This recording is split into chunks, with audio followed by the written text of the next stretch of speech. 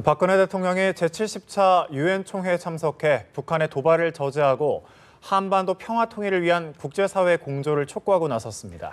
네, 향후 외교안보 판세 전문가 모시고 얘기 나눠보겠습니다.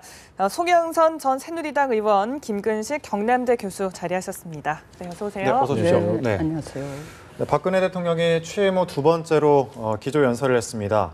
이번 연설이 특히 한국어로 된 그런 의미가 있고 또 박수도 여러 차례 받았는데 북한의 핵 문제 해결 그리고 그 한반도 통일을 다시 한번 강조한 대북 메시지의 성격이 강했다고 볼 수 있겠죠. 네, 뭐 사실 작년 9월에와 큰 이 내용상에 큰 변화는 없지만 두 가지 특별히 강조한 것은 북한 핵에 대해서 작년보다도 작년은 북한 인권이라든가 뭐 올해도 다른 차원에서는 새마을 운동도 얘기했지만 또 동북아 평화 구상 이런 얘기를 하면서 북한 핵 문제를 더 이상 용납하지 않고 또 우리 통일을 위해서는 북한 핵 문제가 무조건 해결돼야 될 전제라는데 방점을 확실히 찍은 거하고 또 다른 하나는 이제 작년에도 언급이 됐지만 위안부라는 직접적인 용어는 안 썼지만 전시에 있어서의 여성들의 성적 피해자에는 시기와 장소를 불문하고 우리가 좀 역사적으로 이 문제는 반드시 짚고 넘어가야 된다는 것과 덧붙여 일본에게 한 얘기 더 한 것은 안보법 통과는 사실 좀 투명하게 적용이 돼야 주변 동북아 국가들에게 불안과 위협의 요소가 안 된다 이런데 사실 그 부분은 약간 미국 측에서 듣기에는 집단 안보라는 거는 미일 간의 협력을 위한 거니까 미국 쪽에서 들 때는 약간은 자칫하면 너무 이게 중국을 갔다 오더니 정말 대통령이 중국을 갔다 오더니 중국 편향적인 시각이 더 강화됐나라는 오해의 소지도 약간 있을 수는 있습니다. 네. 김 교수님께서는 어떻게 보셨습니까? 말씀하신 것처럼 이제 작년과 금년이 대동소이한데요. 뭐 일단은 금년이 좀 다른 점은 이제 유엔 창설 70주년하고 우리 광복 70주년이 같은 기념해를 맞는 거잖아요. 그래서 이제 유엔 70주년에 우리 광복 70주년을 맞는 대한민국 대통령으로서 한반도의 평화 통일이 유엔의 정신을 가장 실현할 수 있는 바람직한 모습이다. 아주 좋은 멘트였던 것 같고요. 또 하나 틀린 점은 말씀하신 것처럼 한중 정상회담을 하고 온 다음이기 때문에 대통령 입장에서는 지금 북한에 대한 압박에서 중국을 우리 편으로 확실히 끌어당겼다는 자신감이 있는 것 같아요. 그래서 북에 대해서 핵 문제라든지 인권 문제라든지 개혁개방 문제라든지 8.25 합의 문제 이런 것들 두루 언급하면서 도발로 가기보다는 개혁개방으로 나오면 내가 얼마든지 도와주겠다. 이런 상당히 제가 볼 때는 좀 여유로운 모습의 대북 메시지를 보낸 것 같고 그다음에 뭐 아까도 말씀하셨습니다만 이제 우리 대한민국이 갖고 있는 장점들 새마을 운동이라든지 그다음에 이제는 우리가 원조를 받던 입장에서 원조를 주는 나라이기 때문에 유엔의 회원국으로서 이제는 모범적으로 그런 일을 하겠다라는 좀 더 어른스러운 어떤 메시지를 국제사회에 많이 날린 것으로 보입니다. 박근혜 대통령은 좀 여유로운 모습을 보여줬다라고 말씀해 주셨는데 지금 북한의 리수용 외무상은 회의장에 나오지 않은 걸로 알려져 있거든요. 어떤 속내였다고 보십니까? 네, 작년에 뭐 나와서 굉장히 굳은 표정으로 박 대통령 연설을 들었었는데요. 금년에는 이제 나오지 않은 걸로 확인이 됐는데 모르겠습니다. 좀 재밌게 생각을 해보면 지금 남북관계라는 것이 8.25 합의라고 하는 한편에서는 대화의 지금 국면이 한쪽에 진행이 되고 20일부터 이산가족 상봉이 예정돼 있는 거 아닙니까? 또 한편으로는 지금 당장 다음 주에 북한이 미사일을 쏘느냐 안 쏘느냐라고 하는 또 북한의 도발 국면이 또 한편으로는 진행이 되고 있어서 대화의 지속이냐 도발로 문제가 다시 꼬일 것이냐라는 이런 복잡한 형국이기 때문에 이수용 외무상이 그 자리에 앉아 있다고 하면 표정 관리가 좀 어려울 것 같아요. 박 대통령 이야기를 들으면서 웃어야 할지 그렇다고 긴장된 국면으로 계속 가야 될지. 그래서 아마도 뭐 모르겠습니다. 이수용 외무상과 제가 전화해보진 않았지만 그 자리에 앉아 있는 것보다는 그 자리를 피해 있는 것이 오히려 자기들의 향후의 행보에는 좀 유리하다는 생각을 했을 것 같고요. 아마도 이제 이수용 외무상이 또 총회장에 나와서 연설할 기회가 분명히 있기 때문에 분명히 북한 입장을 또 다시 한번 강조할 것으로 보입니다. 이번 그 총회에서 시진핑 주석도 약간 좀 주목을 받고 있는데 북한을 향해서 좀 이례적인 메시지를 보냈어요. 좀 시선에 변화가 있다고 봐도 될까요?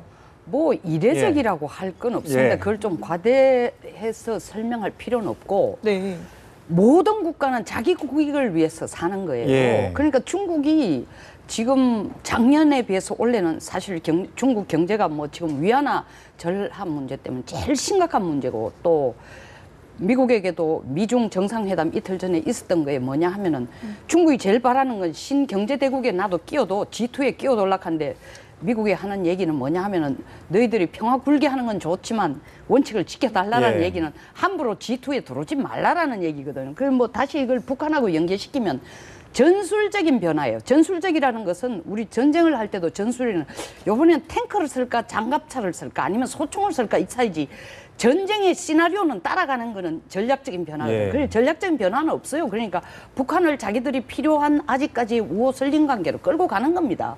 필요할 때 미국에 대한 이런 하나의 완충 장치로도 쓰고 또 북한이 중국이 볼 때 어떤 의미에서 북한의 핵이라는 건 necessary evil이에요. 필요악입니다. 피에 따라서는 이걸 뭐 미국에 대한 카드로 쓸 수도 있고 그러나 다만 전술적인 변화는 왜 하느냐. 북한이 시끄러우면은 동북아가 시끄러우면 중국은 경제적인 거예요. 지금 중국이 한 10년간 완전 너무 잘 나가다 지금 요번에 위안화 절하한 것처럼 경제가 정말 경착륙 할 거냐 말 거냐라는 문제까지 나오니까 중국 경제가 제일 큰 문제거든요. 그게 중국 경제라는 게 결국 미중 관계에서 제일 큰 변수입니다. 그러니까 그런 거로 볼 때는 꼭 우리를 위해서가 아니라 자기의 국익을 위해서 좀 제발 시끄럽지 않게 예. 잠잠하게 좀 있으라 이 얘기입니다. 그러니까 유엔 제재를 할 때는 전에처럼 뭐 너희들이 사실 위성을 발사했다고 내가 꼭 적극적으로 나서 반대를 안 했지만 이번에는 위성을 쏜다 손치더라도 장거리 로켓 발사라는 자체가 결국 탄도 미사일 기술을 이용한 거니까 예. 이번엔 그냥 간과하지는 않겠다 이 정도예요. 네. 네. 오히려 경고 메시지를 던지는 것이 전략적으로 이익이다 이렇게 판단을 한 거라고 볼 수 있겠네요. 전략적 이익일 뿐만 아니라 그렇게는 해야 되죠. 그렇게 자기 국익을 위해서 꼭 네. 해야 되는 거예요. 예. 네, 아까 김 교수님께서 짚어주셨는데 그 북한과 우리 상황을 보면은 8.25 합의에 따른 어떤 대화 국면을 이어가면서도 네. 도발 국면을 동시에 하고 있다 이렇게 설명을 해주셨잖아요. 그런 것이 추석 당일에도 사실 북한이 장거리 로켓 발사 의지를 재확인했습니다. 지금 국제사회 압박이 계속되고 있는 상황에서 이렇게 강경한 목소리를 내고 있는 건 저희가 좀 어떻게 볼 수 있을까요? 북한은 10월 10일이 이제 당창건 기념 70주년이고요. 대대적으로 김정은에 대한 그 주민들의 충성심을 이렇게 결집할 필요도 있고, 그다음에 또 그날을 계기로 해서 이제 그러니까 북한이라는 공화국의 대외적인 어떤 유력들을 좀 보여줄 필요가 있기 때문에 고민 중일 겁니다. 그래서 지금으로서는 제가 볼 때 장거리 미사일, 이제 장거리 로켓을 발사한다는 것에 대한 자기 나름의 정당성을 계속 강변하고 있습니다. 그러니까 뭐냐면 우주 공간에 대한 평화적 이용에 대해서는 모든 나라가 권리가 있는 거거든요. 예. 그러니까 우주 이용의 평화적 이용에 대한 북한의 자유적 권리를 계속 강조하면서 이러저러한 기관 명의에 또 이러저러한 매체 명의에 정당한 자기들의 권리를 주장하고 있는데 이것은 제가 볼 때 당창건 기념회를 즈음해서 자기들이 도발을 하겠다는 확실한 결정보다는 아직은 도발을 할 수도 있다는 가능성을 계속 확인하고 염두에 둠으로써 국제사회로 하여금 시선을 계속 집중하게 하고 자기들도 이제는 인공위성을 쏘아올 수 있는 당당한 나라라는 것을 계속 과시하게 한 거라고 생각합니다. 그래서 제가 보건대는 아까 말씀드린 것처럼 8.25 합의 국면을 계속 지켜서 남북관계 개선에 갈 것이냐 아니면 정말 모든 주위의 우려를 무릅쓰고라도 도발을 해서 긴장 국면을 완전히 전환시킬 것이냐는 고민을 하고 있는 거라고 보고 이해 득실을 아마 타산할 거라고 생각이 드는데 제가 보건대는 아직까지는 국가기구의 공식적인 결정으로 쏘아 올리겠다라는 결정을 멘트를 한 적은 없어요. 예. 하급기관의 실무 책임자들이 나서서 우리는 이러이러한 권리가 있다. 항상 준비가 되어 있다. 이런 정도의 겁을 주는 것이지 국가 차원에서 공식 결정을 내려서 몇 월 며칠 쏘겠다라고 아직 결정한 건 아니기 때문에 조금 더 두고 봐야 한다고 생각을 합니다. 네. 네, 과연 뭐 실제로 어떻게 쏘게 될지 어떻게 보십니까? 그 지금 김 예. 교수님이 중요한 포인트를 말씀하셨습니다. 많은 분들이 뭐 쏠 거다 말 거다. 예. 저도 51대 49로 보는 게 이유가 있습니다. 왜냐하면은 93년에 처음에 NPT 탈 때 선언을 하니까 미국이 놀라서 선언했는데도 미국이 놀라서 결국 기름 줄게, 식량 줄게, 그리고 제네바 합의를 끌어냈습니다. 94년. 또 10년 있다가 2003년 NPT 탈 때 선언을 하니까 미국이 다시 기름 줄게, 식량 줄게, 경제적인 지원까지 할게 해서 그 뒤에 잘 추진된 게 9.19 합의까지 됐는데 9.19 합의되기 나흘 전에 사실은 BDA, 뱅크 오브 델타 인 아시아에 있는 북한의 돈 2,500만 불을 북한이 이렇게 제재를 가하고 동결 조치를 하는 바람에 북한이 삐져서 그 다음 해에 2006년 7월에 미사일, 10월에 핵실험 하니까 2007년에 또 2.13 합의 조치해주고 그 돈까지 풀어주거든요. 자, 이 공식을 본다면 북한이 아까 교수님이 지적한 것처럼 미국과 중국 플러스 전 세계에 관심을 끄는 데는 상당히 성공을 했지만 치밀하게 지금 계산하고 있는 중이에요. 예. 요걸 쏘고 요걸 날렸을 때에 미국으로부터 얼마만큼 얻어낼 것인가 쇼를 하면서 쇼를 하는 거예요. 그렇기 때문에 저도 10월 10일 확정적으로 쏠 거냐 안 쏠지 않을 거는 계산표에 따라서 일본에서 지금 얘기하자면 좀 멈춘 듯. 예. 저는 안 쏘는 쪽을 오래전부터 50일 쪽에 더 두고 있거든요. 그러니까 계산서를 봐서 요번에 날리면 사실 거의 끝이나 다름없어요. 그러니까 이 계산서가 관심을 끄는 데뿐만 아니라 더더구나 북한 내에 모든 국민들에게 100%의 보너스를 준다는 게 민심 다지기는 어느 정도 좀 된 것 같아요.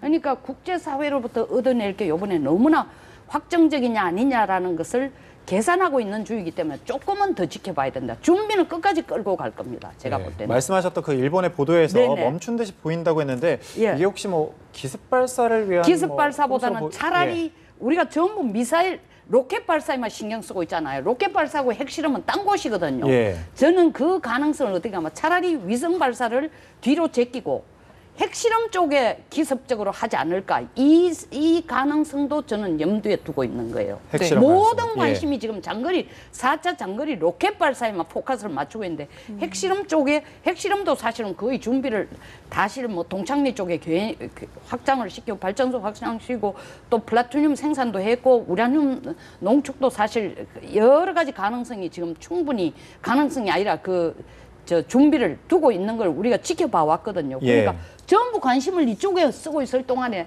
엉뚱하게 핵실험을 하지 않을까. 그 개연성은 있는데 로켓 발사는 저는 49대 51로 보고 있다. 김 교수님께서는 핵실험 가능성은 어떻게 보십니까?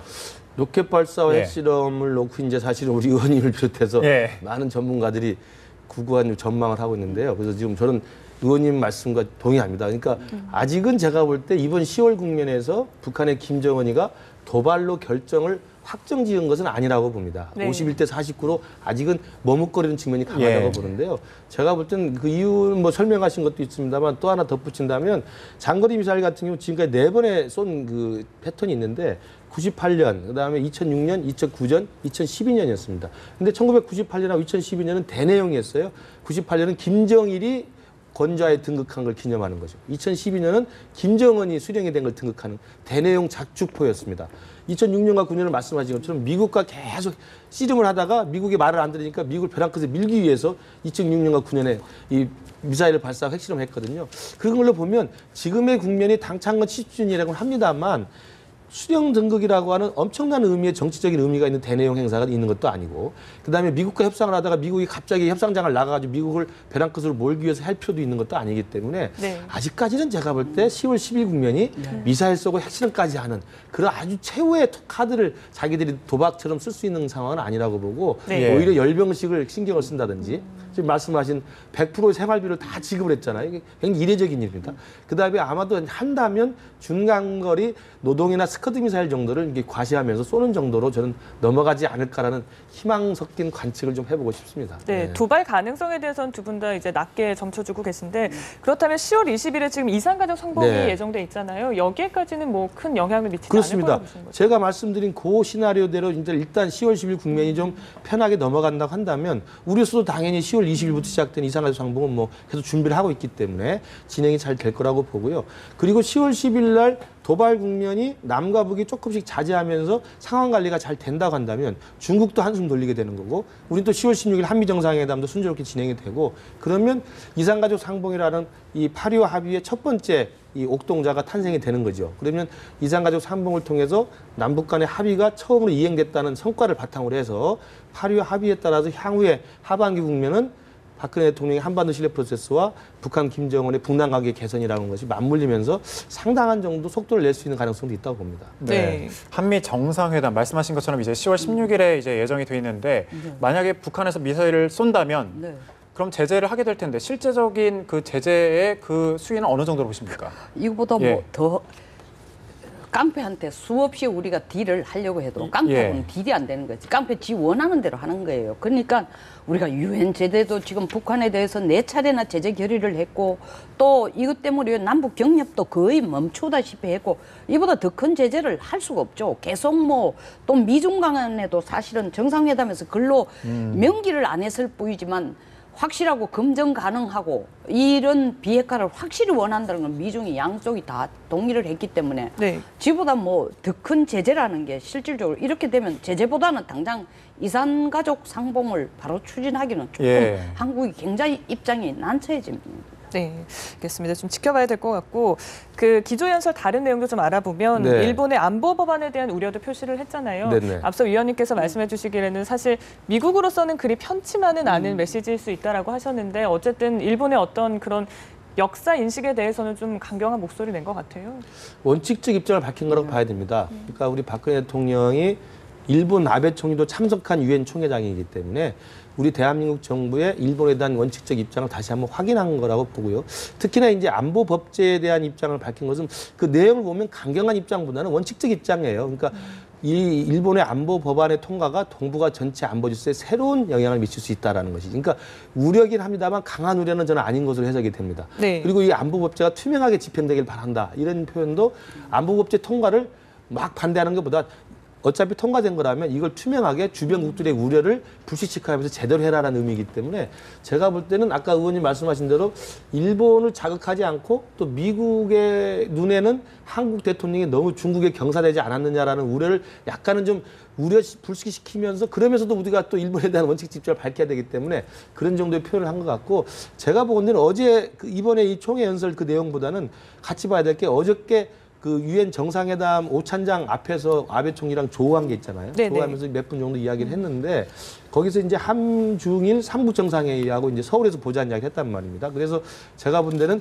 한일 관계는 우리 정부의 원칙적 입장을 계속 밝히면서 일본의 전향적 조치를 요구하되 일단 한일 관계를 미래지향적으로 풀어나가기 위해서는 한중일 정상회의를 우리가 하기로 지금 합의를 한 상태이기 때문에 네. 한중일 정상회의라는 모멘텀을 통해서 한일 정상회담도 좀 풀 수 있는 그런 어떤 외교적인 실마리를 좀 푸는 것이 필요하다고 생각이 듭니다. 네. 저는 일본 안보법을 김 교수님보다는 조금 더 강하게 보는 게 사실 네. 집단 안보의 가장 핵심이 뭐냐면 남동 중국해에 대한 일본의 미국의 서태평양 지역, 예. 일본의 생각구열 또는 이거에 대한 보호를 위한 게 가장 직접적인 이유거든요. 근데 이걸 좀 투명하게 쓰라는 건 자칫하면 중국 쪽의 그 남동 중국해에 대한 주권이나 이익을 편을 들어주는 것처럼 약간 해석이 될 수 있기 때문에 미국이 볼 때는 50%다 적은 객관적인 설명이다 보다는 역시 중국 경사인가라는 오해의 소지는 조금 있을 수 있다 이 뜻입니다. 네.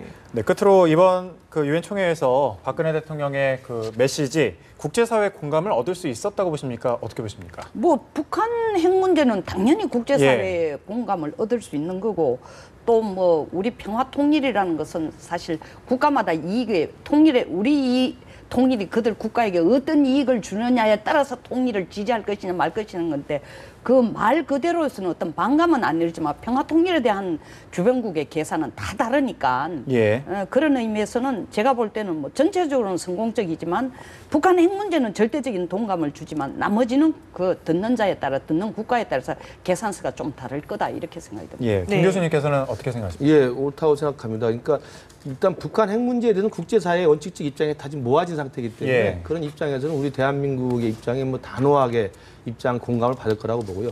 다만 그 박근혜 대통령이 이야기하는 평화통일이라는 것이 말씀하신 것처럼 중국의 계산서하고 예. 미국의 계산서, 일본의 계산서, 더더군다나 북한의 계산서는 이게 계산하고 싶지 않은 거거든요. 그러면서 이 평화통일이라는 단어를 많이 강조하는 것이 네. 꼭 우리에게 유리한가 생각해 봐야 되고 그렇기 때문에라도 유엔 총회장에서 대한민국의 정상이 국제사회에 힘을 발휘할 수 있는 건 뭐냐면 한반도에 대한 우리의 주도권입니다.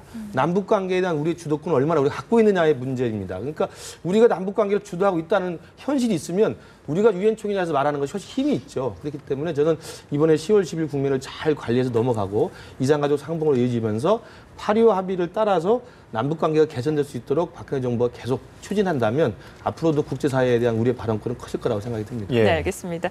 두 분의 평가를 끝으로 오늘 대담 마치도록 하겠습니다. 고맙습니다. 고맙습니다.